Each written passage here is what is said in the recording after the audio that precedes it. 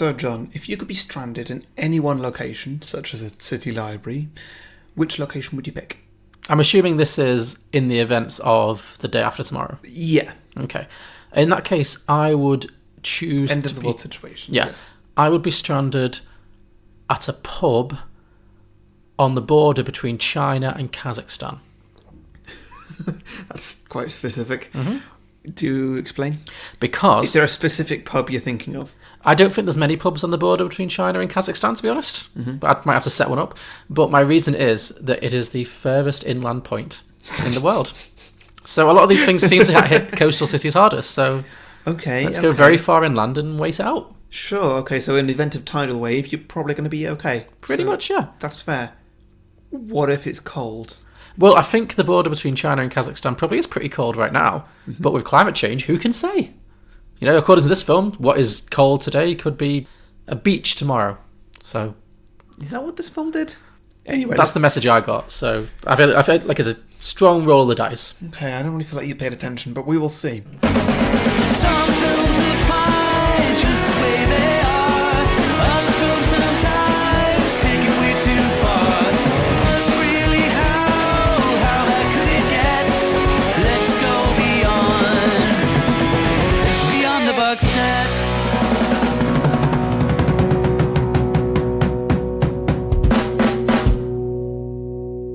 Welcome everybody to Beyond the Box Set, the podcast where we pitch prequels, sequels and spin-offs to films that don't have any. I'm Harry, joining me as always is John. Hello. And this week is the final of our disaster movie season. Mm-hmm. We're doing the grand, the perfect, not at all. Do not start with that, please. This is not a perfect film. We are doing The Day After Tomorrow, which a film I reckon set a standard for disaster movies at its time. I would agree. I think that's a fair assessment, yeah. It's certainly one of the classics of its Definitely time, is, yeah. So, what did you think of this? Have you seen it before?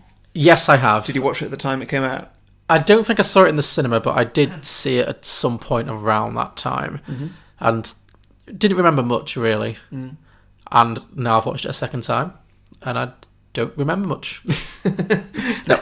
There's stuff to this film. There is stuff to this film is silly. It is, isn't this it? film is very, very silly. Yes, it's a lot sillier than I remember it being.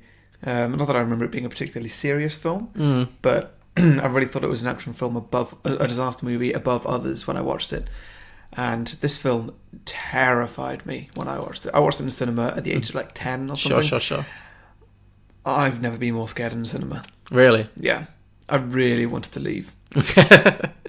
Did your parents take you by any chance? Of course, yeah. Of course, yeah. That makes sense.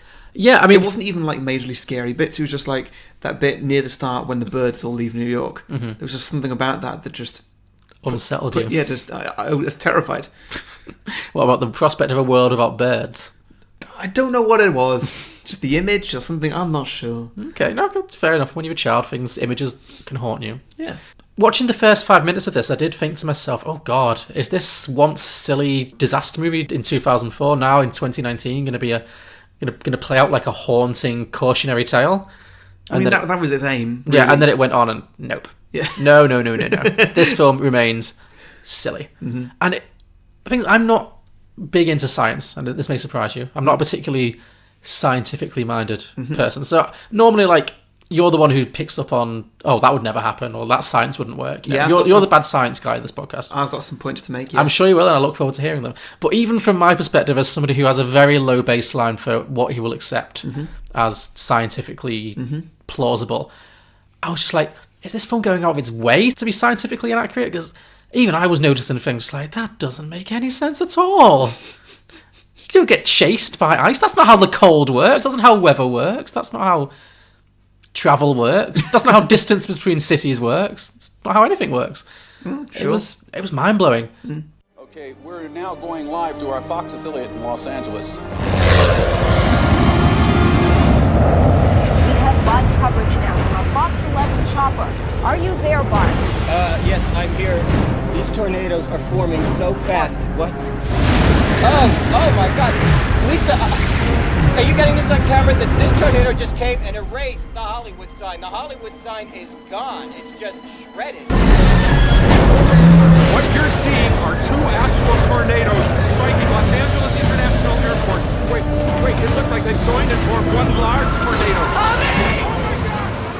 After a certain point, I just started writing down bad lines of dialogue as the film went on. Okay. Because there were so many. It was so bad. Well, before we get to our sequels, should we get into a plot summary and of course talk about all these things? Yeah, by all means. What is your film? So Is it? take it away, yeah. Okay, so we start off with a few people down in the Arctic. Wait. We start off with the 20th Century Fox logo. Oh, yes. But it's like icy and it's cold. the icy cold. Yeah, they've rejigged it, which I don't think I've ever seen outside of a kids' movie before. Yeah, maybe. I feel like that's always a sign. It's always a sign that the film does not take itself too Yeah, seriously. this is a film that's not going to win Oscars. Yeah. Like, if the 20th Century Fox or whatever the studio... What's the point? How did it do in the Oscars? Oh, it didn't get... Not, surely not. Well, it might have had some technical things. I mean, maybe, but I'd be surprised. It had some good visuals for the time. It had some bad visuals too. But, you know... Look it up, yeah. I don't think it got any acting nominations. Do you not think? My suspicion is that Dennis Quaid just missed the cut for Best Actor. Awards... Oh, I got a BAFTA for the best achievement in special visual effects. Fair enough. Yeah, we start off after the 20th Century Fox logo. I just felt like it was a sign. Okay, cool. With some people in the Arctic doing an expedition. Sorry, the Antarctica, wasn't it? Antarctic, yeah. Yeah. And then he said the Atlantic then. I get them all mixed up. They'll start with A. Yeah. Same with Alaska. Same with Alaska. Never become a pilot. No. They're drilling into the ice to monitor oxygen levels. So this is Dennis Quaid and his And two science other people. guy team, yeah. Yeah. So they're drilling and the drill causes a crack. Or a crack happens and happens to go straight through their camp. I don't think the drill specifically caused it, but whatever. Probably didn't help, but sure. No, yeah. And No, climate change caused it, Harry. yeah. And they all nearly die, but they don't. It's just a bit of tension at the start of the movie to get stuff going, to get your heart pumping. See, normally you'd have... I don't know why they didn't just have 3, like, red shirt scientists and have at least one of them actually die, and then cut to Dennis Quaid getting the report. I guess all it does is prove that Dennis Quaid has... It proves that he has experience being out in the snow. And also... Which does become important later. It tells us some very important things about Dennis Quaid. That, yes, he's got experience out on the field, that he has a death wish, and that he can jump like Super Mario. All of which will become important later. Yes. Yes. I laughed so hard. That was my first big laugh when he just, like, boings across the crevice. It's like... He really does, doesn't he? Like, his feet are still running mid-air. You know that Simpsons... very early Simpsons clip that they always show where Homer tries to skateboard over the valley and then it's like, he thinks he's going to make it and then he goes, whoa, and he falls. And it really looked like that was going to happen. Like, Yeah. Because he's not jumping like a human jumps. No. It's... Oh, I laughed. Yeah, and so it turns out that a large, very large piece of ice has broken off the Antarctic. Yes. And is now just going to float away into the ocean and melt, essentially. Much as we read in the news every day these days. Yeah. It's very scary. Yes. And so he goes to a conference or something in India, I think it is. In Delhi, yeah. Yeah. Although it's snowing, which I guess is supposed to be a sign. Yes. Something's afoot. Yeah. Pretty much, yeah. And he's kind of like, global warming! And all the politicians are like, but it's getting cold. And is global warming, cold warming? Whoa, you're not They've making never heard of this concept Dennis before. Quaid, you're not making any sense. Yeah. I mean, you think that's alarming? Donald Trump's still on their side. Well, true, yeah, but like these politicians have never heard this concept in their lives. It's Yeah. crazy. Like, Yeah, and so no one really listens to him then, including the Vice President of the United States. not Dick Cheney. Not Dick Cheney, but this guy who is more important to this film than the actual president, Yeah. which is a little odd, but sure, whatever. Well, I think it's deliberate because the guy does look exactly like Dick Cheney, who was the president, the vice president at the time. And the president in this film is just this kind of nothing character who just kind of doesn't make any decisions. So I think it's a very deliberately like making a point about Donald Trump and not Donald Trump, George Bush and Dick Cheney at the time, basically. Yeah. Oh wow, what a strong message. Yeah.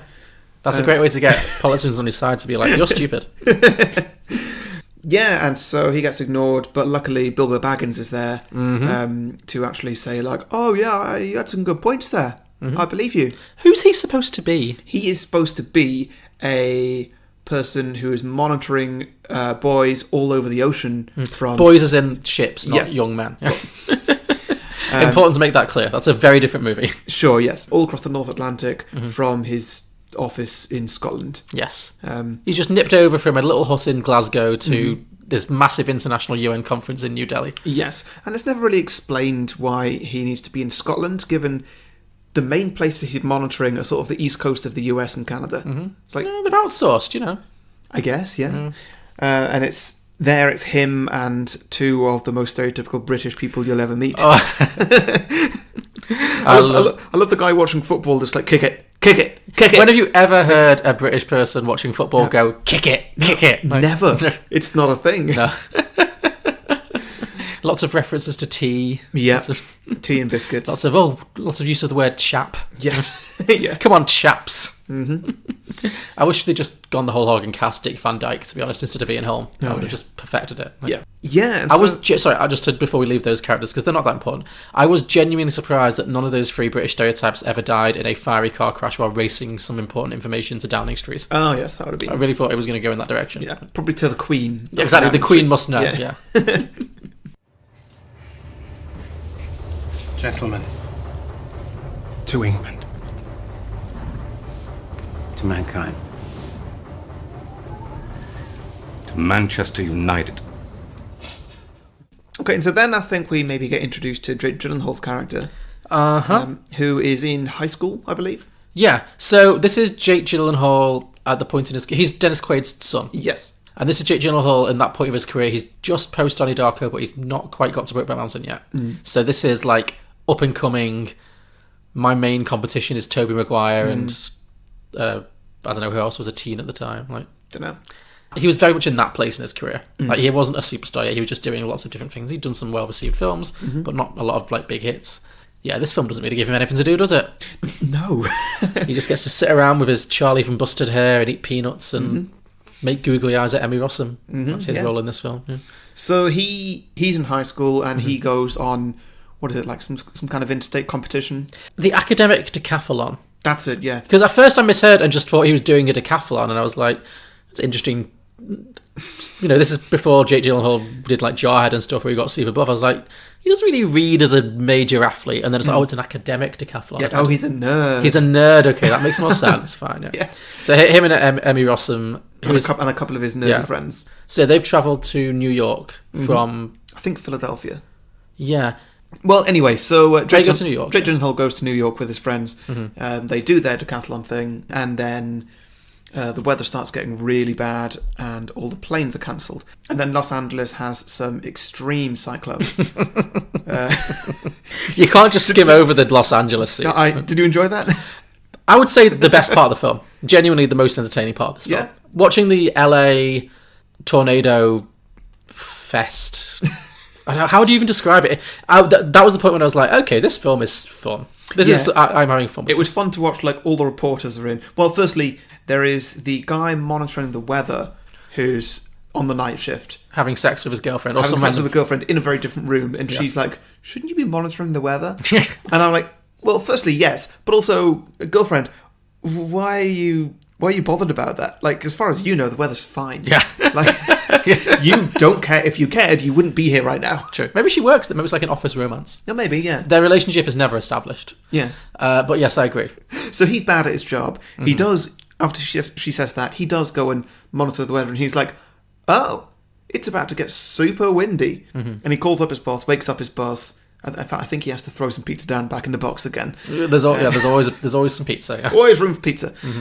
He has to call up his boss, wake his boss, and say, I think we need to issue a hurricane warning. The boss looks out his window. There's already a hurricane there. Yeah. He's like, No maybe. shit, yeah. I think the warning's passed. Then we get a sequence where LA has like 5 hurricanes. Just Tornadoes. Whatever. Wind. Twirly wind. Twirly wind. 5 twirly winds, yeah. Yeah. I'm surprised that's not a line of dialogue in this film. That's about the level we're working at here. Just all over it. The press come in helicopters, which no helicopters seem to crash. Which Didn't they? I don't think they did. Okay. And there were a lot of weathermen, like newscasters, who appeared to just be suicidal. Yeah, there were so many people who were just like, this building's falling down, I'm in the building, but hello, just reporting, because that's what I do. Oh, I'm dead. This might be my favourite stupid line of dialogue in the entire film, actually, and there is a lot of competition, is when somebody says the words, they've joined up and formed one giant tornado. Yeah. Yep. And it was great how the tornadoes seemed to be specifically targeting landmarks. Well, of course. Yeah, but it wasn't like, oh, the landmarks are like, like when a tidal wave hits, of course, you're gonna get the landmarks are gonna get be part of it. These tornadoes, it was like they were sentient. They were like that one that went over the Hollywood sign. Yeah. Couldn't have been more perfect. No, it was 100% like, I'm gonna get you. Yeah. Screw you, Hollywood. It was like the tornado was a failed actress. Yeah. Who'd had like too many bad auditions and was like, fuck you, Hollywood. What do you mean I'm not right for the role? Too old for Godzilla. Fuck you. Maybe, yeah. Wow. You thinking of anybody specific there? Don't know. I know Meryl Streep got turned down for Godzilla because she was... Meryl Streep hates Hollywood, though. Oh no, I'm sure she doesn't now. But wouldn't you love it if the tornado had the voice of Meryl Streep in this film? Oh yeah, sure. Okay, we're now going live to our Fox affiliate in Los Angeles. We have live coverage now from a Fox 11 chopper. Are you there, Bart? Yes, I'm here. These tornadoes are forming so fast. What? Oh my God.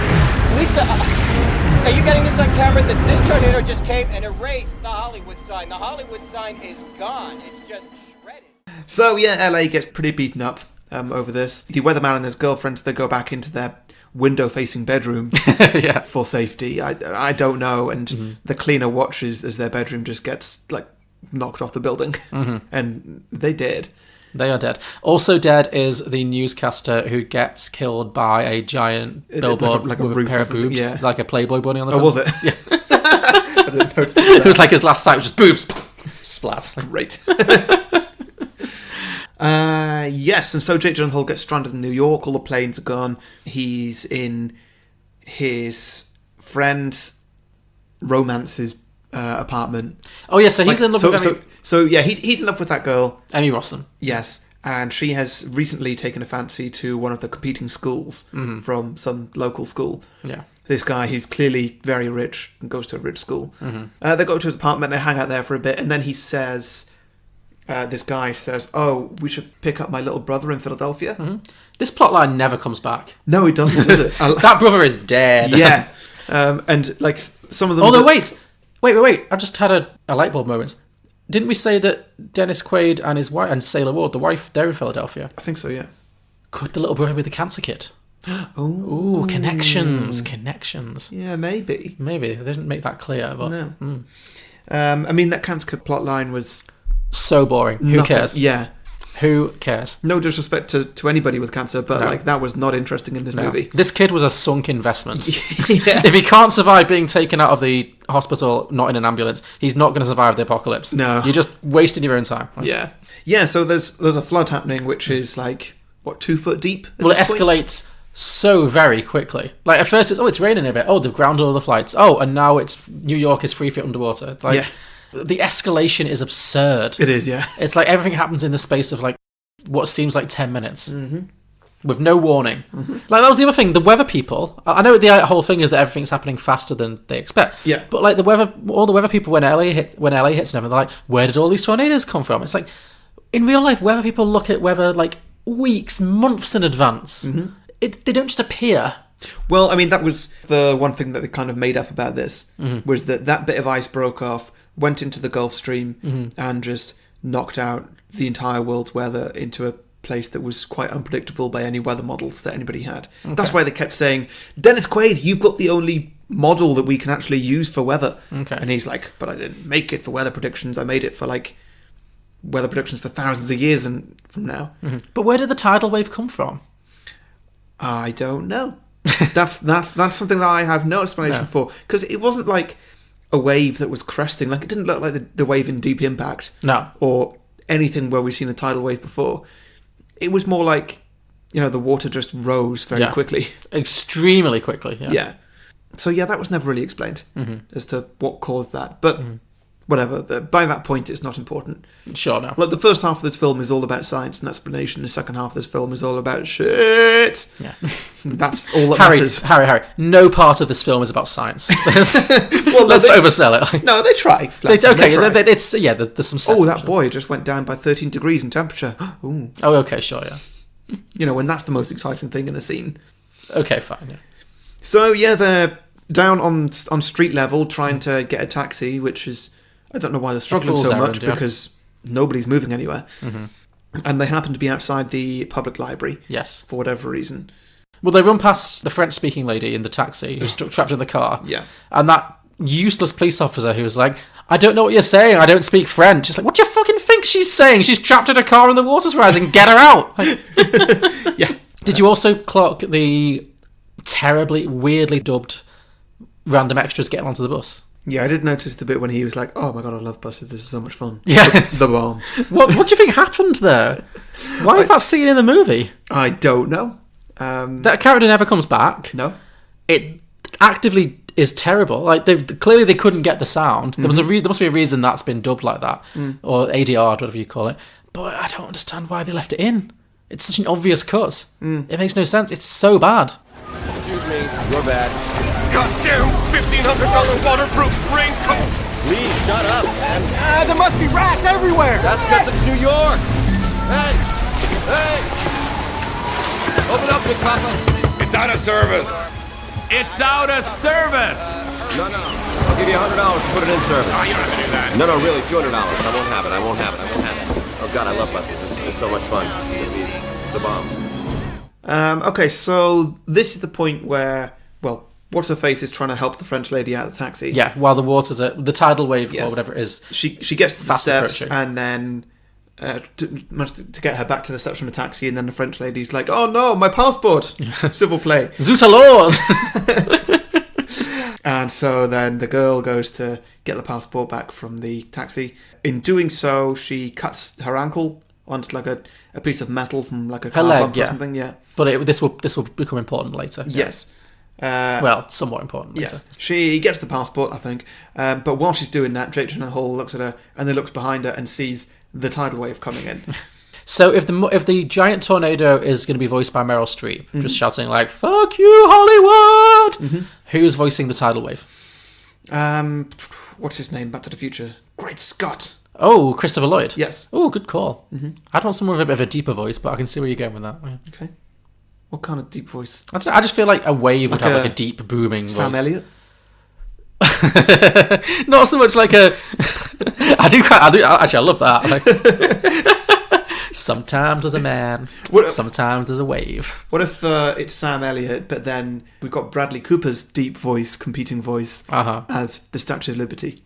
And they have like a Yeah. a row. Just like Bring It or something. I'll teach you to stop drinking. Yeah. Where are we going with this?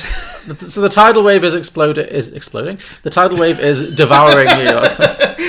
That's one he didn't go with, sadly. Explosive tidal wave meets Sharknado. How is that not a movie yet? Oh, okay. The tidal wave is clearly Samuel L. Jackson. Oh, there it is. Yeah. Well done. Sure. Yeah, I'm sure the listeners have been shouting that one for a while. We got there, yeah. So the tidal wave comes and they all get into the library. The girl just makes it because Jake Gyllenhaal shouts at her and she hears him somehow. Mm-hmm. Don't know how. Yeah. Then they're all stranded in the library with loads of people. Cut to a few days later, the water is frozen over. Is that a few days later or a few hours later? I really can't tell. Yeah, it wasn't very clear. One thing I noticed about this film is that nobody's facial hair grew. Like that would have been a good help, wouldn't it? They did. Like Jake Gyllenhaal is trapped in that library for at least a week, surely, in the context of the whole film. And he is, when Dennis Quaid finally, spoiler alert, rescues him at the end, he is baby-faced. He is like... Maybe he had a razor with him. Sure. Maybe he brought a razor to the decathlon, brought it It's the upstairs most to important the thing. apartment, and then they were all leaving to go to Philadelphia, so he probably had his things with him. Okay, fair. He took an overnight bag for the end of the world, sure. Yeah. Okay. Well, you would, wouldn't you? I guess. Okay, sure. You know, you when you're stuck in your Kazakhstan pub. Oh, yeah. You're going to have grooming is some going to be with you? Grooming is going to be the least of my worries. Would you pack sun cream, do you think? Because that could be your undoing. You might assume that it's going to be cold, but then the weather changes and the sun comes out. Oh yeah, no, factor 60 is a must. You get a balmy 15 degrees centigrade and you just melt. Sure. Okay. No. Yeah. No. Yes, that would be a priority, definitely. Okay, so they're all stranded in the library. The ice freezes over. The police officer who's been stranded with them says, "Hey, everybody, we should all get out because there's other people leaving New York, and we should get out before the storm gets any worse." Meanwhile, Jake Gyllenhaal has called his dad previously, which we saw in a scene. Yeah. And I skipped over. He went down to steerage. Yes, he had his Leonardo DiCaprio he moment. really did.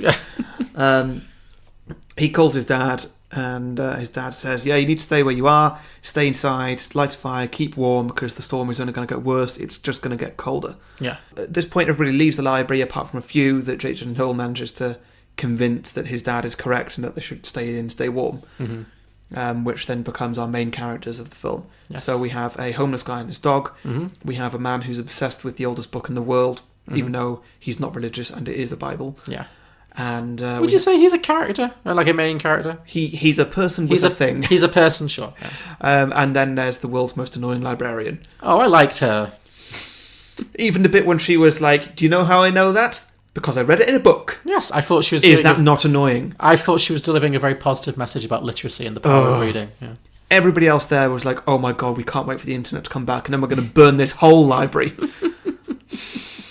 Well, they burn the library starting with the books. Yes, which seems like a very inefficient way of going about it. There's so much wooden furniture in this old library. The books should be the last thing you burn because they're not very efficient. They're not fuel efficient in the slightest.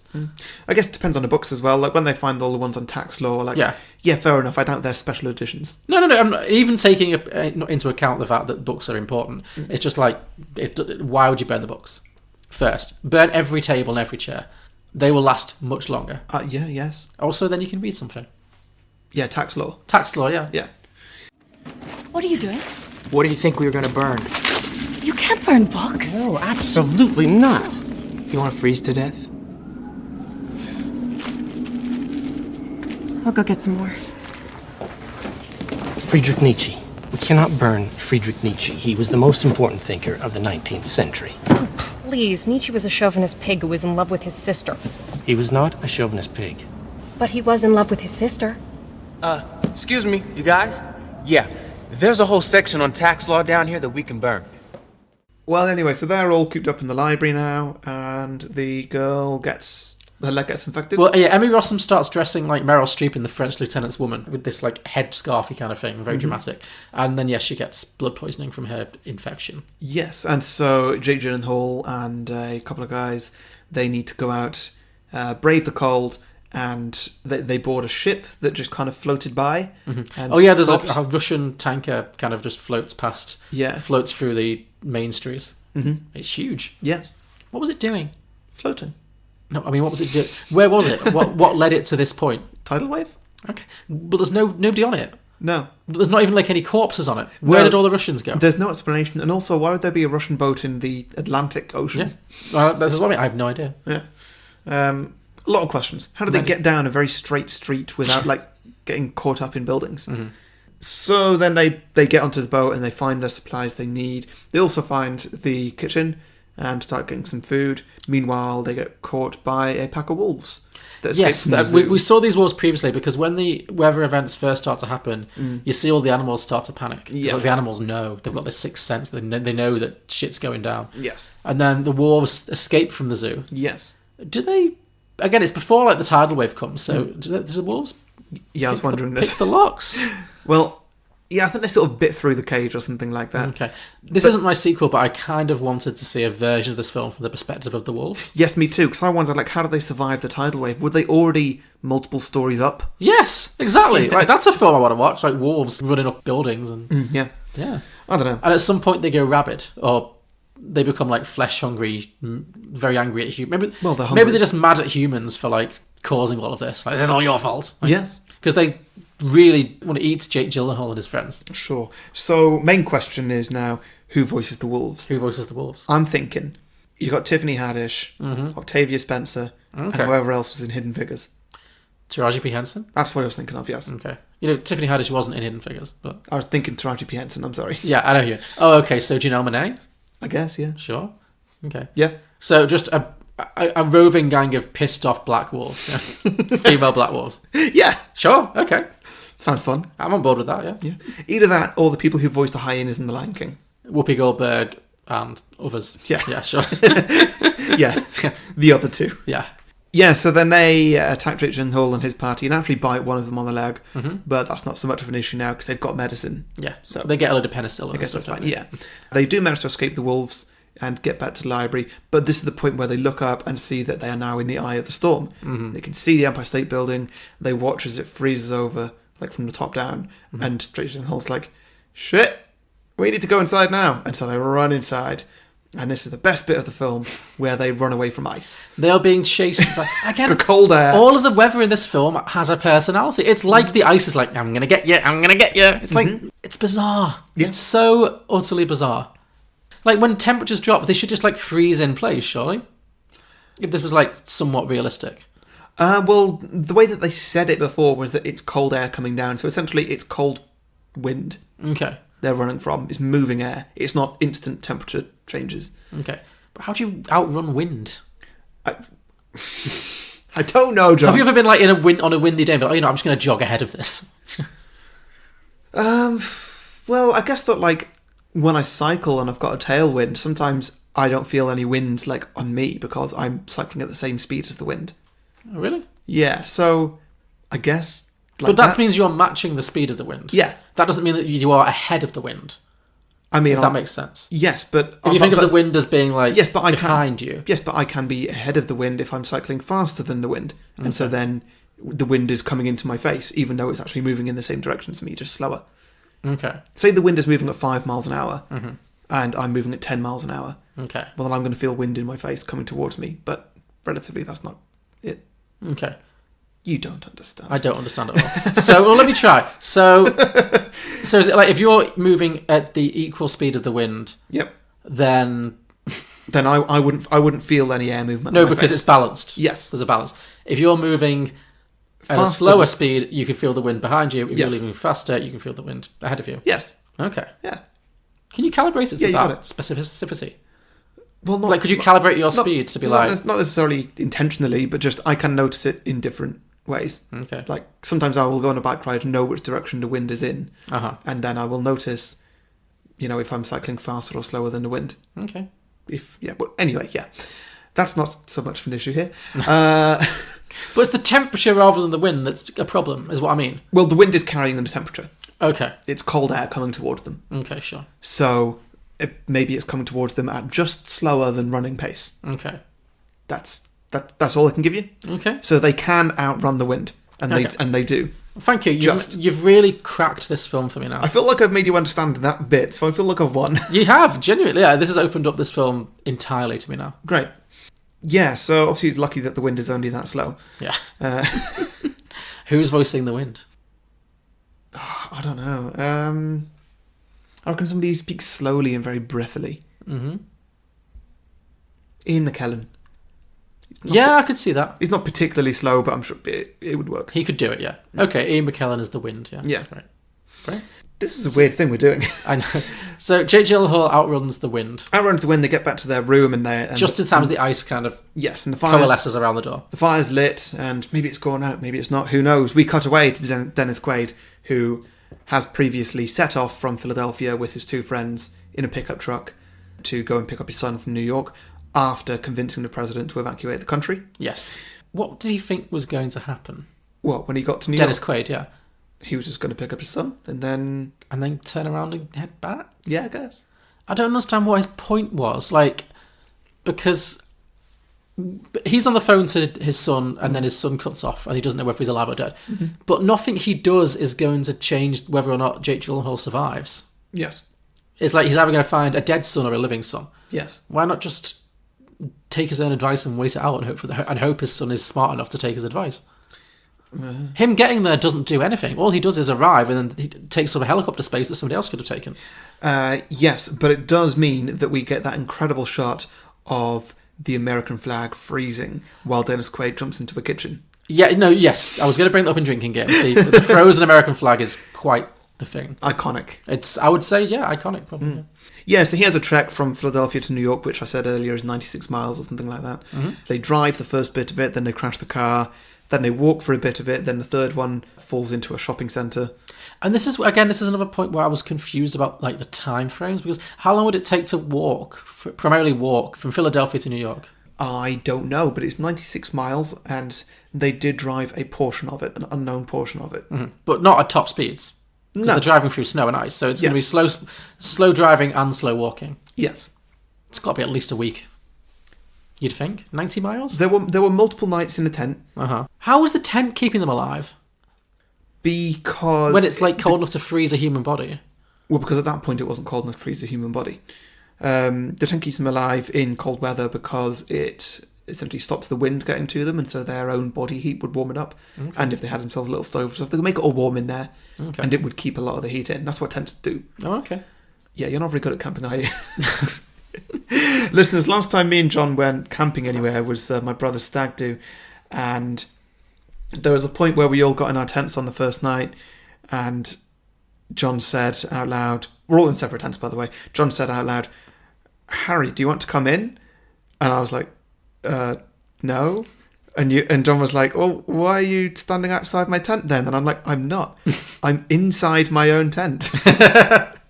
And then suddenly the whole campsite burst into laughter because John realised that, well, they realised that John did not know the tents have no soundproofing whatsoever. I really thought you were just lurking outside my tent for some unknown reason. No, I don't think I was even camped next to you. I think like my sister's tent was in between us. Yeah, I could just hear rustling. I was like, "What are you doing out there?" Yeah. Wow, You're an idiot. That was yeah, okay, fair enough. Clearly, I would not do well in this. In this situation. No. No. Be like, well, I don't know. What's the tent going to do? What do we need a tent for? I'm going to sleep outside. Yeah, probably. Yeah, so they do make it all the way to New York. And they find a public library, which is where they knew that he was initially. Because of the phone call. Yeah. Yes, and they go in, see it's mostly deserted, but eventually get drawn to the right door. And they go in, and they're there, everybody's reunited, and happy families and stuff. Completely unbearded. And, yeah, that's pretty much it. Then we cut around to a few scenes of, like, there's an American refugee camp in Mexico. Oh, that's it. So the entire southern... Everywhere below the line of New York City in America has evacuated to Mexico. Yeah. Which I don't doubt for a second. Well, I mean, they talked about the politics of it. No, Like Mexico closed their borders initially. Yeah. Then people just forced their way through, waded across a river, which did not look that substantial of a border. No. Hey, well, that's why Donald Trump's trying to build that wall. But anyway, so everybody gets into Mexico, and because they cancel all Latin American debt. Yes. Which at this point feels moot. Like, the world is fucked. Yeah. Yeah. But yeah, so that's what happens there. And all the Americans are saved, I guess, by Mexico, which is a message that you just would not get these days. No. Well, this film is super rude to Mexico. Because there's the bit where the president dies and the vice president becomes the president. And he's broadcasting from the Mexican embassy, from the US embassy in Mexico. And then you see the exterior shots, and it's not in like Mexico City, which is like a thriving metropolis, like a big city. It's like a shanty town. Like, this film's idea of Mexico is that it's like a shanty town. The vice president, or now president, makes a statement or something, just like... On the Weather Channel. Well, it's on every channel. No, it says on the Weather Channel. He's broadcasting from the Weather Channel. It made me laugh. Broadcasting from the Weather Channel? Let me see this. Oh, yes, he is. Well, what do you know? I mean, I guess it makes sense. That's the channel everyone's going to be watching in this situation. Yeah, good point. Good point, yeah. Yeah, so... Where are we now? That's pretty... Well, that's the end of the film. That's the end. So it's all right. Millions and millions have died, but once again, as is the classic disaster movie, trope, it doesn't matter because our thinly drawn heroes have survived. Yes, they do. For days now, we have despaired about the fate of the people who are trapped in the North. Today, there is cause for hope. Only a few hours ago, I received word that a small group of people survived in New York City. Against all odds and in the face of tremendous adversity. I've ordered an immediate search and rescue mission to bring them home and to look for more survivors. What a stupid film. I would say... I mean, what did you think of it on the whole? Well, I really enjoyed it. I thought the first half was good old stupid fun. Then the second half I found to be mostly boring. It was, wasn't it? Yeah, it really slows down once the tidal wave kind of dies down a little bit. Yeah. And then it's just like whether or not Jake Gyllenhaal and Emmy Rossum will survive, and I didn't care. Yeah. Nobody gave... I think this is the thing. It's like, these films aren't actors' films, so it's really hard to care about any of the characters, because I felt like everyone was doing like the bare minimum of acting in this film. Nobody felt... There was nobody in this film who was like, I'm going to seize the moment. I'm going to have... This is a stupid film. I'm going to just be campy and chew the scenery. And a lot of other disaster films we've watched, you'll get that one character who like gets what film they're in. Like this film just didn't have that at all, and I wish it had. Do you think? Here's a question for you. Do you think this film would have been improved had the Dennis Quaid character been Harrison Ford? I was just going to say, yes, infinitely. He is. He was not far off. I'll be honest. Yeah, I think Dennis Quaid is like Harrison Ford's eternal understudy. Yeah. I feel like that's his role in Hollywood. He's been in a few films I've liked. He's in Far From Heaven, which is one of my all-time favourite films. But he's very like... He's got that Harrison Ford energy, but not that Harrison Ford charisma. Harrison Ford has such low energy, though. That's what I think. That's but so does Dennis Quaid. At least in this movie. Yeah, he was giving me that real like unimpressed with everything. Yeah, pretty much. Like his emotional range in this film went all the way from A to B. Like, Yeah, can occasionally be angry. Yeah, he forced a smile at the end. Yeah, that's pretty much it. Yeah, it was definitely bare minimum acting, and then nobody else really made much of an impression. No. Like Jake Gyllenhaal had nothing to do. The wife had nothing to do. Emmy Rossum had nothing to do. Okay, so shall we talk about some whatever drinking games? Drinking stuff? games? Yeah. Yeah. Drink for green screen. Okay. There's a fair few. There's a fair few. It's the whole film. A fair few. You know, one or two. Yeah. I mean, there's some. Yeah, sure. Drink for ominous ice cracking shots. Nice. Every time there's an ominous close up of the ice cracking. Like, drink for politicians ignoring scientists. Yes, very good. Drink for British stereotypes. Nice. With our little trio of Ian Holm and the other two guys. Every reference to tea or Manchester United. Or... British references, yeah. There was a weird bit when they... Well, no, not a weird bit, just a stupid bit. Where they got the whiskey out and somebody jokes like, hey, maybe we should put this in the generator, keep it going for a little bit longer. And then Ian Holm's like, are you mad? That's a 12-year-old Scotch or something like that. And I'm like, 12 years is not that long for a Scotch. Like, I'm pretty sure that's the minimum you can get in supermarkets. I don't know how Scotch works. Like, sure. Yeah, so yeah. Are you mad? This is old speckled hen! Yeah. No, not the Jack Daniels. This cost me £5 in Aldi. No! Yeah. Yeah, funny. Okay, well, drink whenever the cancer kid is shown or talked about. Oh, yeah. Hated that kid. He was reading Peter Pan. Talk about heavy-handed. Yeah, and his name was Peter. And was his name actually Peter? Yeah. Oh my god, this film just laid it on thick. Not good at all. The whole wife plot line should have been lifted out of the film. It was dead air. Like, did she even have any scenes with Jake Gyllenhaal or Dennis Quaid? No. No? Oh, it was Dennis Quaid, yes. She did have one. Oh yeah, because when Jake Gyllenhaal calls. But yeah, she was just a complete waste of a character. Yes. Okay, drink for unconvincing reaction shots. Nice. I loved all the shots of like actors badly reacting to green screen. Like, you know, when the tornado's hitting and all of them are like, oh no, whoa, what's happening? And there's lots of like facial close-ups of people doing really distractingly bad reaction shots. And it made me think, actually, because this is like in 2004 when CGI was still not in its infancy. It'd been going for like 10 years. Jurassic Park had CGI, but it certainly wasn't what it is today, where it's in everything. Do you think actors now are just trained better to do green screen acting? I think that in better films these days, there's less of it. They use it more sparingly, sure. Yeah. And like when you have a character, like say you got a big CGI character, example Thanos, somebody wears just like a big thing on top of their head, so actors know where to look. Well, that's what I mean, when you use practical helps effects. a lot. Yeah, even though it's not what the audience sees, you can act with something. Whereas like, yeah, the girlfriend of the weather guy who, when they were shagging in the, when she's looking out the window at the tornado that's about to blow her off the building, like her facial acting was hilarious. Drink every time there's a new weather hazard. Sure. So super tornadoes, tidal waves, cold air, giant hailstorms. What other film have we seen that did giant hail? Oh, it was Geostorm, didn't it? Yes, I mean, probably all of these things. All of these things, yeah. We knew we'd get some repetition on this. Yeah. Okay, drink for shots of the American flag. Of course. When you've covered it. Yeah.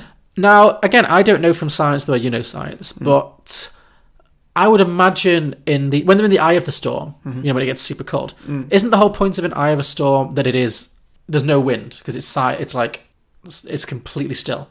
Yes. Yeah. I think. So why is the flag fluttering in the breeze?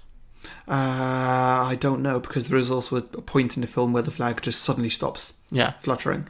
Yeah, it's an inconsistency. They just had it there for the shot. Yeah, of course. It's like, oh, the flag's going down, this means America's failed. Oh, then the flag is freezing, that means America is dead. Yep. It was very heavy-handed. Yep, pretty much. Okay, the last one I've got here is drink whenever a character with lines is killed. Okay. Not as big of a body count as you'd think. Well, there's like bus characters. Yeah. There's characters with the ice, with the hail. Yes. Let's see, there's tornado characters, newscasters, weather girlfriends. But any of the characters who have characters, not many of them die. There's one of the 3 scientists dies. There's him. That's pretty much any other character. Actual characters, not many. The president? The president, sure, or he dies off screen, yeah. The Queen dies off screen, yeah. Oh, I guess Ian Holm, well, you don't see them die, though. Ian Holm and the British stereotypes also die. But you wouldn't drink for that because you never see them die. No. But yeah, so there's a few. My last one is drink every time people don't notice something that's like happening right around them. Like a major weather event or a major natural disaster. Yeah. It's got that classic, I'm pretty sure this might be a Roland Emmerich thing that he does in all his films. A trope, yeah. Where there's the Mexican guy doing the cleaning with his headphones on while the building is falling apart around him. Yeah, that sort of thing. Yeah, there's a lot of that in this film. Yeah. Okay, cool. So before we get to sequels, just want to let you all know we're on patreon.com. So if you have enjoyed this episode or any other episodes, please go to patreon.com/beyondtheboxset and you can support us for as much or as little as you like. If you do, you get a few treats. Treats. Treats, yeah. I thought I'd change the vocab up this week. Like our sponsors are well-paid dogs. Yeah. Well-trained dogs. Got a little treat for you. So you get an extra episode of Beyond the Box Set every week in the form of Beyond the Box Set, a little show where we review films that we see in the cinema. We're about to do Men in Black tonight, and we'll probably have an episode on that out and Toy Story in the coming weeks. Oh, yes, I'm looking forward to that. Yeah, so that's going to be good. Well, whether they're good or bad films, they'll be great to talk about. We watched Brightburn last week, which I really enjoyed. Yeah. So that's available there. Also, if you become a Patreon, you can have a 30-second advert slot once a month on the main show. You can advertise anything you want. It could be your own podcast, your own business, or anything you want to talk about. And also, once a month, we have a Patreon episode in which we invite a Patreon to choose a film for us. You can guest on the show if you like. You can Skype in from anywhere in the world or come into John's apartment in person. Yeah. It's up to you. So all that is available at patreon.com/beyondtheboxset. Indeed. Let's see, Alex. What do you think of Jaws, which is at 97% Rotten Tomatoes? I find it to be anti-shark propaganda.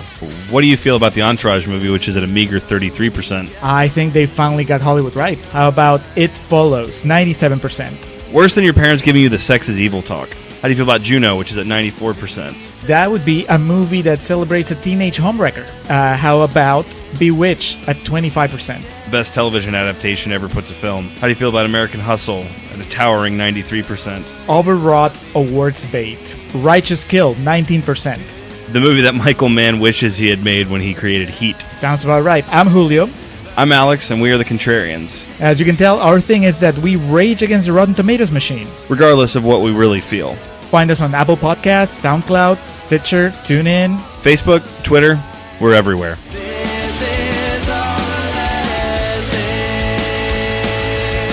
Now, sequels. What have you got for me, John? Okay. Wow, you are really like... We'll catch the film, don't we? Okay, so my sequel to this film, it opens with a recap of the events of the original film. So we'll see New York buried under hundreds of feet of snow and ice, and millions of American refugees trudging into Mexico. Then we freeze frame and we zoom out to see Jake Gyllenhaal as a now adult Sam Hall, which is his character's name. Sure. I looked it up. It was not. It was Jake and Sam Hall. It was like the most quick, easy names you can think of. So it pans out to see modern day, 38, 39-year-old Jake Gyllenhaal, however old he is these days. Sure, yeah.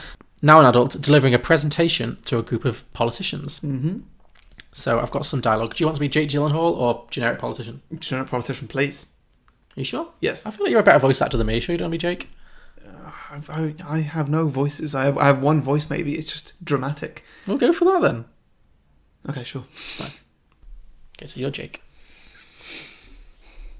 Well, there it is, ladies and gentlemen. That's our worst case scenario simulation for an ecological emergency. I don't know. Your video seems a little far-fetched. We may have taken some small liberties, but believe me, sir, if we continue to ignore the effects of climate change, one day this is going to look like a documentary. The politicians murmur noncommittally among themselves and thank Sam for his time. He walks out of the room with his colleague, looking frustrated. And this is me being as his colleague. Do you think they'll listen? They never do. I don't know what more I can do to convince them. Maybe we need to just ease up on the horror stories. People don't like being lectured to. But how else will they ever learn? We're already running out of time. Sometimes I think maybe mankind deserves to be wiped out. Wow, I can see where you're going here. I just hope they at least grant our request for more funding, or we're really screwed. So that's our setup. Great. So the backstory for this is that Dennis Quaid's character really did predict a global climate disaster back in 2004, but politicians didn't listen. And he died without ever seeing global governments take action to reverse the damage or even adequately prepare for the future. His son, Sam, the Jake Gyllenhaal character, has grown up to follow in his father's footsteps and continue his mission to research and raise awareness. But though 20 years have passed, virtually no progress has been made. Okay. So there was no actual Day After Tomorrow. Yeah. All that's the simulation that he's put together with his team. Yeah, I got that. All right. So I'm creating I'm creating a, a backstory here. Some weeks after this meeting, Sam and his research team finally hear back from the US government. Sadly, due to unavoidable budget cuts, not only has their request for more money been turned down, but all future funding for their organisation has been pulled. Oh, shit. Back to you, Jake. I can't believe this. How can it be so short-sighted? 20 years of work for nothing. You might not want to turn on the news right now. So Sam switches on the TV to see a breaking news story that the president has just announced America's largest airport building program in history, promising a rich new dawn for US tourism and business. No! That's not right. That was not it at all. No! Excellent. So, cut to 5 years later. Sam's research company has long since gone out of business. Global warming is worse than ever, and he has become a total recluse. Great. We pick up with a new character, Dr. Jake Lawson, top US scientist and engineer. Played by Gerard Butler. Okay. You might have spotted where this is going now. He's doing some lab work while drinking a beer when his wife walks in, telling him that he has a call from the White House. Also that she's leaving him. So that's separate. The next day, he walks into a meeting where he locks eyes with his brother, who's working as an intern at the White House, and a group of high-ranking US officials, including Secretary of State Leonard Deckham, played by Ed Harris. Deckham reveals that he has some highly classified information to deliver. After decades of climate change, global weather patterns have started to exhibit rapidly escalating abnormalities. A tidal wave has hit the coast of China, half of Europe is experiencing devastating flooding, and a series of massive tornadoes are expected to hit the USA in a matter of days. Since Sam Hall went AWOL all those years ago, Lawson is now the most experienced climatologist in the country, and the US government needs him to investigate the situation and develop a solution quickly. Much like in the first movie, things escalate very quickly indeed. Lawson barely has time to begin his research before a tidal wave engulfs New York, deadly hail starts striking in Japan, and the tornadoes rip through LA, taking out the Hollywood sign and many other massive landmarks. Great. Lawson is baffled. While he's familiar with the consequences of global warming, it makes no scientific sense for all these things to be happening so quickly. Also, the events all seem targeted at major US landmarks and cities, almost as if these events were being controlled by some kind of sentient being. He decides that to continue his research, he needs to find out whatever happened to Sam Hall. Sure, that makes sense. So he starts investigating Sam's research before he disappeared, learning about how the government pulled the plug on all of his research projects and attempted to hide the truth about the true impact of global warming. Eventually, he discovers Professor Hall's simulation video, which nobody has watched since that failed presentation 5 years ago. The one at the beginning of the movie. Yep. Watching it, he's shocked to discover that the events depicted in the simulation mirror exactly what's now happening in the world, right down to the locations. Surely that can't be a coincidence. So now he, alongside some generic colleagues, has to race against time to find out where Sam is hiding out and confront him. So we're going to employ some kind of run-of-the-mill bad science in this, like to figure out how he cracks this code. Maybe he triangulates all of the different natural disasters that are happening across the US to pinpoint exactly where they're being controlled from. And somehow he manages to find Sam Hall's hideout. Okay, yeah. So he locates and infiltrates Sam's lair, where it transpires that his obsession with climate change, coupled with his failure to complete his father's life mission and the betrayal of the corrupt US government, has driven him completely insane. Rather than fighting to prevent climate change, he has in fact decided to accelerate the process and wipe mankind off the planet as punishment for their greed and ignorance. Sure. So he's basically Vera Farmiga in the Godzilla movie, I was thinking. Yep. Yeah. He's developed special weather control technology and deployed it to cause natural disasters across the planet. His ultimate goal is to trigger a chain event of self-perpetuating disasters that humanity will never be able to stop. He's dubbed it a geostorm. Okay, yeah. So Jake Lawson, Gerard Butler, is going to confront Jake Gyllenhaal, Sam Hall, and they're going to fight it out. This obviously, all of this exposition is going to be explained by Gyllenhaal in a big old villain speech. That's how we're going to hear all of this. Sure. So they're going to have a fight. Obviously, Gerard Butler's going to beat Jake Gyllenhaal in a fight. That just goes without saying. That'd be very one-sided. Yeah, okay. I'd like to see it, though. So Gerard Butler wins. He takes control of the weather machine and sends Sam hurtling into the path of a powerful tornado. So that he dies from his own, hoisted by his own petard. Sure. I'm imagining a final shot of Jake Gyllenhaal just like, no, being like sucked into a tornado. That's the last you see of him. Makes sense. Yeah, that'd be fun. So Jake Lawson manages to figure out the controls and avert global catastrophe. Well, sort of. Millions have already died, but he's managed to calm all the storms and, prevent the apocalypse, prevent the geostorm, essentially. So he gets in touch with the government and says, mission accomplished. He explains what's happened and what Sam Hall did and why, etc.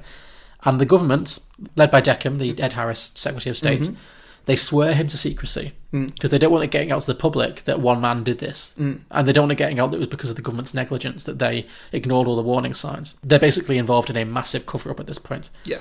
So in order to get Jake Lawson on board, they offer to give him credit for creating the weather control technology that Sam Hall actually created and pay him millions upon millions of dollars to develop it into a global satellite system that will protect the environment rather than destroying it. And so that's what he does. And so Jake Lawson reluctantly agrees and he says, this better work out or something, something ominous. And then the credits roll. And that is The Day After Tomorrow 2, the year before Geostorm. Yeah, okay, that works.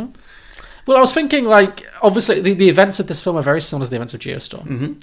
And also, if you remember when we did Geostorm, I had a lot of questions about how Gerard Butler developed that technology. He didn't seem like the kind of guy who would. So I thought I'd, bring our season full circle and kind of use the last film we talked about to kind of create a prequel to the first film we talked about. Oh, great. So what you're saying is listeners should go back and listen to the episode again. Absolutely. And just go through the whole disaster season again. Absolutely. It'll make much more sense on the second listen. So yeah, okay. It all comes together. Very interesting. Okay, well, I've not done that. Okay, well, good. Otherwise, that'd be awkward. Yes. So mine is called The Decade After Tomorrow. Okay, cool. And it's approximately 1 decade later. Well, you'd think, wouldn't you? Okay, so we pick up with the main star of the film, who is going to be played by Kit Harington. Oh, okay, so we're not revisiting Dennis Quaid and Jake Gyllenhaal. Okay. No. Oh, is this Kit Harington because we know he can handle cold weather? Pretty much, yeah. He can deal with a winter. Yeah. He looks good in a fluffy jacket. He does. A fluffy jacket. What? A fluffy jacket? So is that what you think he was wearing? A fluffy jacket? I don't know. Oh, it's a bit nippy, isn't it? Oh. Whatever. Sure. So Kit Harington is an American refugee who lives in Mexico. Oh, I wonder if he could do a good American accent. I reckon. I'm sure at some point he will have to try. Yeah. He is a college professor. Is that believable? No, it's not. Okay, cool. Well, he is. Okay. How old is Kit? Isn't Kit Harington still only 30? It could happen. You could be a professor at 30. I have a close friend who's who was a professor at 30, so I guess true. Is he more or less believable than Nicolas Cage as a professor? Well, clearly more. Well, there we go. By virtue of not being Nicolas Cage. Okay, fine. He's a college professor. Okay. Who is going to lead an expedition with a couple of students to New York to study the effects of long-term extreme weather. So is New York still frozen? Yes. Okay. Everything's still frozen, kind of how it was at the end of the film. So, sorry, where is Kit Harington based? Mexico. Oh, I see, in the Mexican, which has now become an American refugee camp. Pretty much, yeah. It's partially owned by America now. I think they just bought North Mexico. Okay, I bet that caused no issues whatsoever. So yeah, he's going to take a couple of students with him. One of them is going to be played by whoever played Samuel Tarly in Game of Thrones. Oh, that guy's sure, yeah. Yeah. And then the other one's going to be played by Sophie Turner.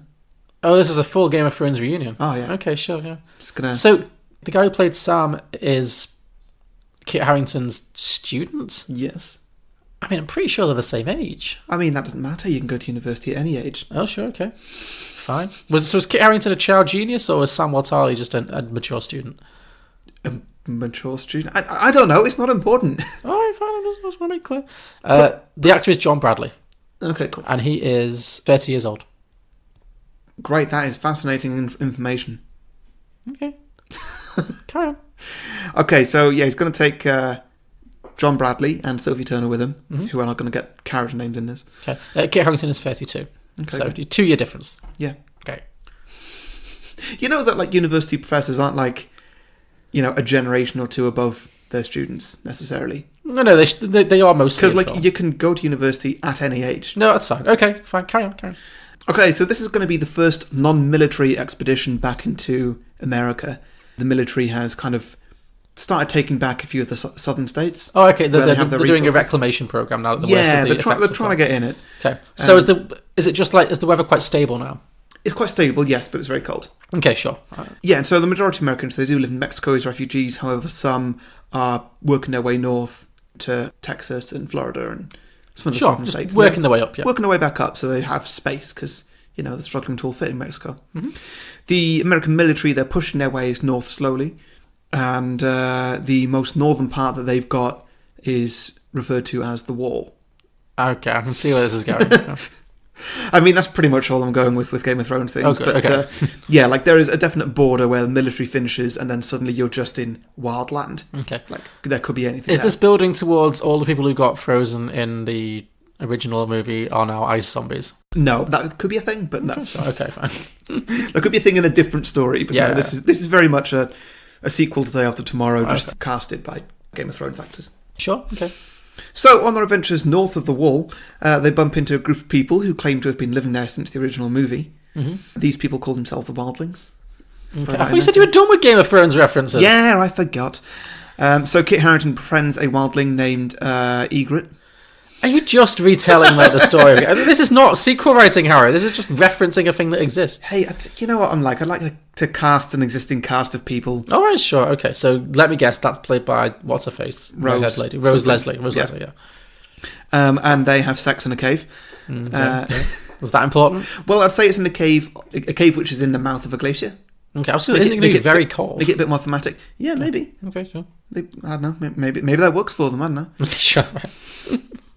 Meanwhile, Sophie Turner befriends one of the Wildling men named Tormund. That'd be the ginger guy. Okay. So I'm just trying to build a group of cast that we can sort of be friends with. Well, does it have to be Sophie Turner? Why can't it be Brienne of Tarth lady? Totally could be. Yeah. Yeah. Gwendolyn Christie. Maybe she can be his research assistant rather than his student. Ah, there we go. There you go. Yeah, that's more believable. Yeah. Okay, yeah. Great, so that's happening. Is this just building to what you want the Game of Thrones finale to be? Could you just let me read? Fine. Rather than saying, Harry, are you just doing Game of Thrones? Well, I mean, so far prove me wrong. Well, okay, fine. Meanwhile, Samwell Tarly learned some news. Okay. Oh, is this a good way to kill the White Walkers? No, okay, so he meets the village elder. Okay. And this what village? Oh, they've met a group of people. Okay, fine. Whatever, they found a settlement. Oh, the Wildling village. Okay, the Wildling village. So he meets the elder of the village, who is going to be a crazy man, played by Woody Harrelson, and a very large white wig and beard. Love it. Okay. So I'm going a little bit off Game of Thrones brand now. Are you happy? Thank you. Yeah. So it turns out that he is very crazy, and initially he claims to have seen the apocalypse coming beforehand and prepared for it. Okay. Which is why they've been able to survive for so long. Now he's claiming the apocalypse is nearly over. Everything's going to go back to the way it was. Summer is coming. Ooh. That's a much less, intimidating phrase. Yeah, it is, isn't it? That's like a Butlins advert. Yeah. Some holidays are coming. Holidays are coming. Mm-hmm. So Samwell inquires further, and Crazy Woody shows Sam his scientific data, which proves that he's kind of right. The ice has in fact been melting, and a nearby glacier has started to recede a little bit and melt. At this moment, we cut back to Sex in the Glacier, and we get. I love that sitcom. It's my favourite 90s HBO drama. And we get a scene where the ice in the ceiling starts to fall down all around them. Oh no! Bit of an action scene, really, where they have to dodge all this falling ice. They're both naked. Is Kit Harington running around with an erection trying to avoid glaciers falling? Maybe, but I would say that due to very, very, very clever camera angles, you never see any nudity because there's always a falling bit of ice in the way. Okay, cool. So yes, they are both naked running away, but I've always thought that in action films when people get caught having sex and they need to run away from something. No one ever has an erection. They're always fully dressed straight afterwards. Yeah. Or they've got a towel wrapped around or something. Yeah. Where did you have the time to do that? Yeah, I say. When the weather guy in this film, when he got interrupted and he's running, he's mid-sex with his girlfriend and then he's like, I just need to check this. He's staggering through with his boxers. Flat as a pancake. Yeah, he's not into that. No. So after they've all regrouped, all of them, they head off on their trek to New York. Mm-hmm. They get there a few days later. A few days later? From Mexico to New York? I would say they've got snowmobiles with them. Okay. So they've got vehicles. Okay, they're not just hiking. I was going to say, Jesus. Even driving, that's a solid 2 weeks, isn't it? I do not know. I don't know either. I'm not looking it up. Anyway, they get there some time later. Okay, fine. When they get there, they see that not much has really changed since the last film. They have a bit of a look around and start monitoring a few things. Sam Mortali and Sophie Turner, they start drilling into the ice outside the Empire State Building, which is where they pitch camp. So they can monitor the temperatures and, learn little bits, essentially. Meanwhile, Kit Harington and Egret, they go into the building itself to see if they can climb down the stairwell at all and look at the ice from underneath. I like how for each pairing you've created in this film, you've got one where you know the actor's name and one where you know the Game of Thrones character's name only. So it's Sophie Turner and Samwell, and it's Kit Harington and Egret, and it's... yeah, pretty much. So they look down the elevator shaft and they see two alarming things, which Kit Harington has to exposition to what's-her-face. Firstly, the elevator shaft did in fact flood at one point, but the water isn't frozen currently, which means that the ice on the streets they've been walking on is probably a lot thinner because everything must be melting. Ah. So it has the big potential to crack, which could cause issues. The second thing they've noticed is that the elevator shaft has shifted a foot to the left. And Kit explains that he had a theory that New York has actually become a glacier. Oh, so everything above ice level has moved about a foot. Oh, okay. Meaning that when the ice thaws out or breaks, none of the buildings are going to stay up. So the whole city is going to just disappear into the ocean. Every building has pretty much been chopped in half. Okay. And has the potential to fall over at any second. Okay. So they run back up. Seems like good CGI. It would be. It would be flawless. A CGI. striking image. Yeah. So they run back up and they scream to Sam to stop drilling. And he does immediately. And they all sort of look around in silence, just are there any cracks? If one building falls over, it's probably going to cause a chain reaction, smash all the ice, and knock over all the buildings. I'm guessing the city is completely abandoned. It's completely like a ghost town. Yeah, okay. Yeah. I did think about having people living there at some point, but I'd just not done it. Okay. Yeah, so they slowly get back on their snowmobiles just to go and leave. As they do, they cause cracks in the ice then. Oh, okay. Or is this going to be is there going to be a section that's like the Quiet Place kind of thing where no one can make a sound, everyone has to just move very, very slowly? Pretty much, yeah. Cool. And so, the crack goes straight towards the Empire State Building, which then half of it just starts sinking in. They look up, they see the spire at the top, it's fallen off, it's flying towards them. They all scream go, and they go for it. They all rush off, kind of in single file, creating more cracks in the ice as they go. And they look behind them, and they see the Empire State Building is now, in fact, falling over directly towards them. This feels very Roland Emmerich. I think he would enjoy shooting this. Yes, definitely. Just wait. Oh, it gets better, okay. Yes, Kit Harington looks in his rearview mirror. He's leading them.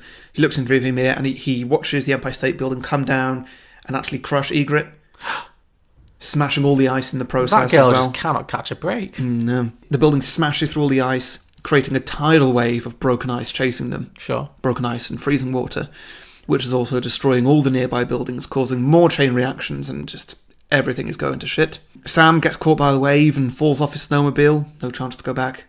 He's gone. So he's dead? He's dead, yeah. Killed Sam. They need to keep on going, and eventually they make it to a large clearing that used to be Central Park, where there are no buildings to fall on them, and they can steer away from all the breaking ice.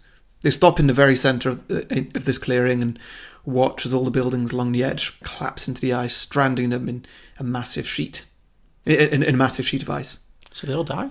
No, a few of them, the survivors, Kit Harington and whoever else was there, Sophie Turner, they're still alive in the middle. Okay. But they're completely stranded. They have no way to get off this ice sheet without swimming through icy water. Right. And through rubble. Okay. Luckily, Kit Harington does have a satellite phone. He's called ahead, but that's still a few days' travel away for anybody to get there. So, yeah, they pretty much just have to wait it out. They do, and eventually a few days later, when they're reaching the end of their supplies, a single helicopter arrives, flown by Emilia Clarke. Oh, of course. Oh. Where are my dragons? And they are flown to safety after getting a view of destroyed New York. And then we get a time lapse of the world sort of heating up and the ice melting and everything turning green again. And yeah. Okay. That's pretty much it. That is the decade after tomorrow. Okay. Feels mostly just like a Game of Thrones reunion.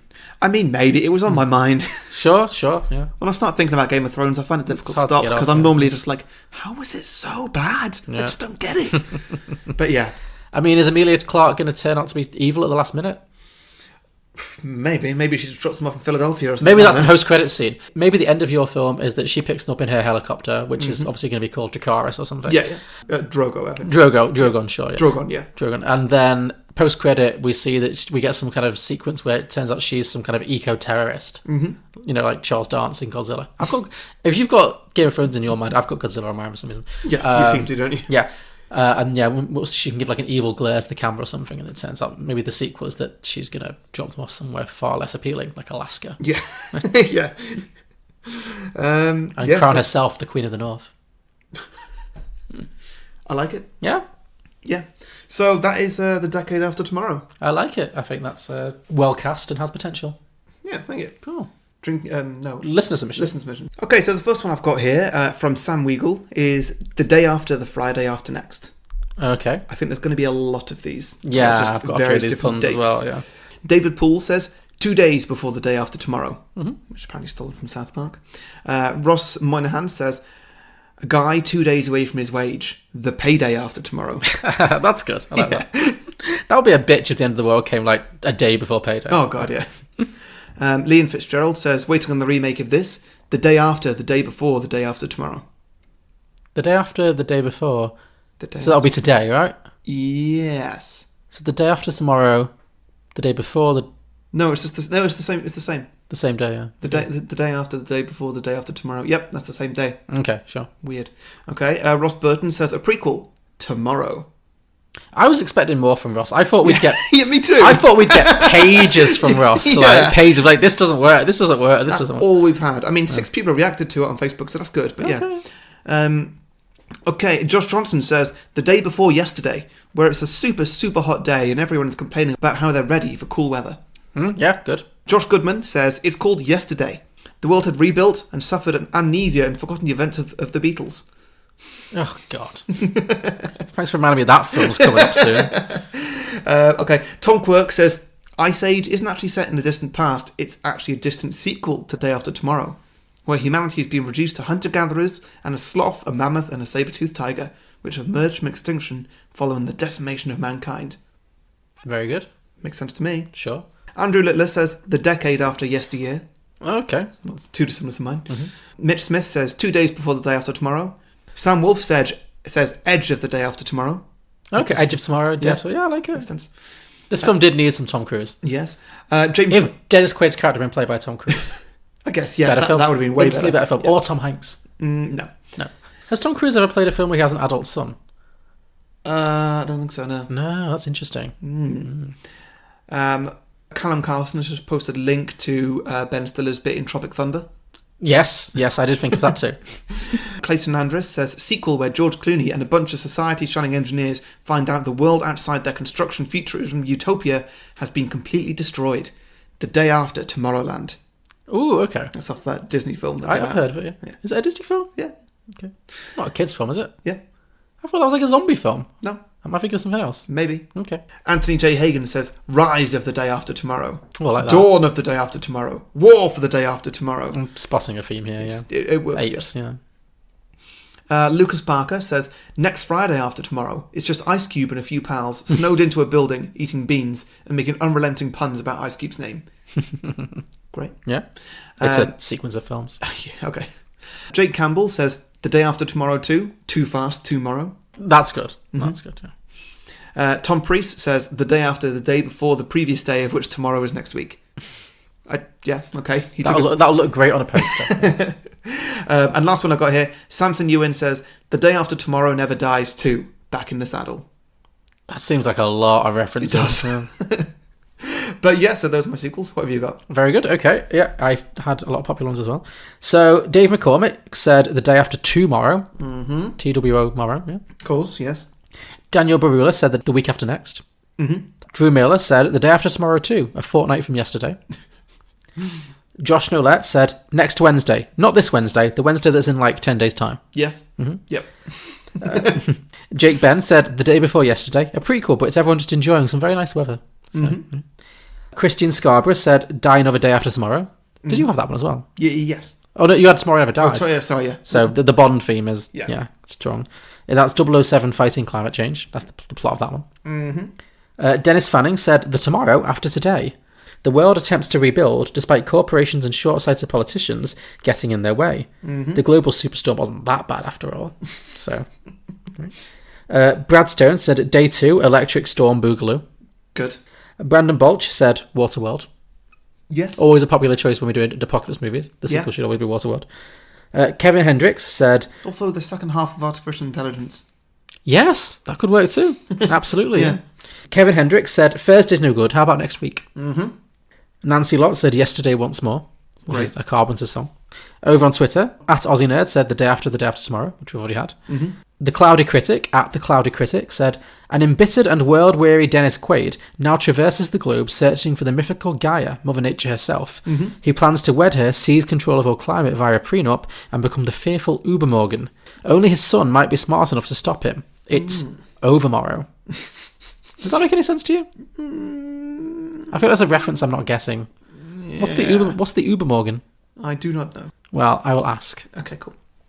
At Depressed Movie said the ice starts to melt and Dennis Quaid and Jake Gyllenhaal have to reach a boat in 3 days or die in a huge flood in the area that they've made home. Oh shit.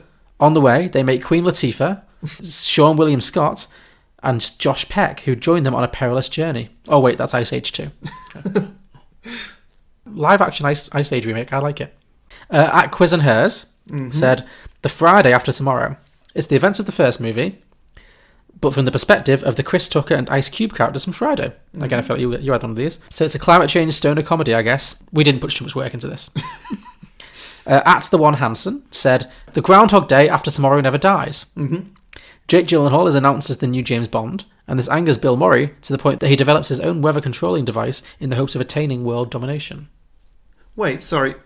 Jake Gyllenhaal is made James Bond. Yeah. Fine by that. Bill Murray is pissed that he missed the course, yeah. Interesting choice. If it was like Tobey Maguire's pissed, sure. Fair. Maybe Bill Murray's just a super Bond fan and Jake Gyllenhaal's not what he ever saw as Bond. Like, okay, yeah. Keep him British. I don't know. I will, weirdly specific. Yeah, I will ask at The One Hansen for further details on that. At Betamax Pod said, the week before last Tuesday, Dennis Quaid discovers he left the oven on, Jake Gyllenhaal is responsible for paying the bills, and hilarity ensues as they frantically source funds to cover the direct debit. Or sure, yeah. At Blokebusters said, a week from next Wednesday, it turns out the entire previous film was actually a tabloid RPG game. The 3-hour sequel is the GM and the players attempting to agree on the next time they'll play. Nice. So I think that's an idea of... I think this might be Blokebusters' own resentment seeping through about whoever they're playing RPGs with not being able to find time in the calendar. Seems like that where that's come from. Mm-hmm. At These Cinema Guys said, in The Day Before Yesterday But After Today, Jake Gyllenhaal finds himself in the Midwest during a drought. In a race against time to save his crops, he finds out there is a stockpile of water saved from the last disaster. Ooh. Of course there is, it's all ice. Yeah. At Mike and Oscar, at MM and Oscar, said, Dennis Quaid's son becomes an astronaut and crashes back to Earth in the frozen wasteland that is America. Only Quaid is stupid enough to take a plane back to the Forbidden Continent. Luckily for them, America is thawing. Not so luckily, abominable snowmen. It's the year after next. Great. And finally, the Contrarians podcast, at Contrarian Prime, said, the world may have gone to shit, but at least Dennis Quaid's son has a girlfriend now. What does a post-apocalyptic first date look like? That's what we find out in The Date After Tomorrow. Nice. Okay, that's a good strong finish. I like that. Well done, Julio. Yeah. Mm-hmm. Very good. Mm-hmm. So those are our sequel ideas for The Day After Tomorrow. Mm-hmm. If you have a sequel idea for The Day After Tomorrow or any films we've done in the past, please let us know. We are Beyond the Box Set. You can find us at beyondtheboxset.com. Our podcast is available at all good podcasting platforms, including iTunes, Stitcher, Spotify, Google Play, you name it, we're on it. If we're not on it, let us know and we will get on it. You can also contact us on social media, on Facebook, Twitter and Instagram. Just search Beyond the Box Set or at Beyond the Box Set for Twitter. And you can also join our VIP listening group at Patreon. Just go to patreon.com/Beyond the Box Set and get exclusive merchandise at tpublic.com. Also, just search Beyond the Box Set. Yes. Cool. I believe it's your episode next week. It is, and we are done with disaster movies, am I right? Yes. So I have a free pick. Okay. Cool. So I've decided... Don't make another disaster movie. We're doing 2012. No. Armageddon. No. So, next time we record a podcast, we're recording sometime next week, I believe, and it's going to be just before me and you host a special pub quiz night, which is going to be dedicated to RuPaul's Drag Race. Mm-hmm. So it's going to be fabulous. I'm looking forward to it. Yes. So I thought before we did that... Can I make my one and only guess as to what this might be? Sure. Priscilla, Queen of the Desert? Ding! Have you seen it? No, I've not. Yeah, so yeah, I thought I would... I just assumed it was on your list at some point. It has been on my list for a long time. Yeah. And it felt like now is a good time to do it. Okay, yeah. So you said you wanted to learn more about drag culture and drag queens before this quiz. This is probably the best drag queen movie. I think I said I wanted to learn more about RuPaul's Drag Race. So it's all part and parcel. So I knew the right time to say, and don't fuck it up, and stuff like that. Well, you know, it's all part and parcel. I guess, yes. So, yes, I thought it'd be fun to do Priscilla, Queen of the Desert. Great. Okay, that should be good fun, yeah. Yeah, I think you'll like it. So, yeah. Lovely, yes. Is it a disaster movie? Well, you can tell me that next week after having watched it. Okay, sure. So join us next week for Priscilla, Queen of the Desert. All right. Yeah. See you then. Bye. Thanks a lot. Bye now. Bye.